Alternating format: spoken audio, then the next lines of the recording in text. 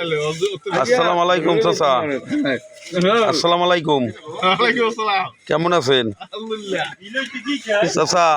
বর্তমানে সবজির দাম কি রকম? ফুলকপি 40 টাকা। কপিগুলো তো খুব ভালো।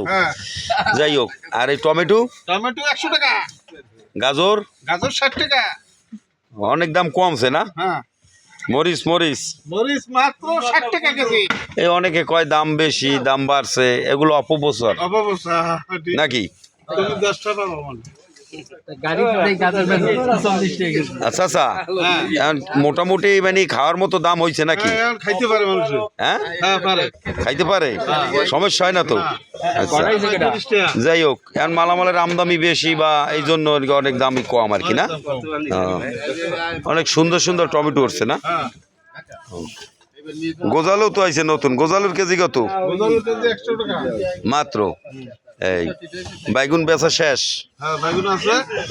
মান কচু তো আছে? 60 টাকা কেজি। হ্যাঁ এই বেলকচু আছে হ্যাঁ 50 টাকা কেজি। এখন কি আপনি মানে মোটামুটি এই যে ব্যবসা বাণিজ্য করেন, এতে কি 2-4টা থাকে ব্যবসা বাণিজ্য করলে? আলহামদুলিল্লাহ বেচাল তো হয় 200 টাকা। তাই তো মোটামুটি আল্লাহ বেচাই হয়ে গেছে, হাজি মাজি খালি আছে।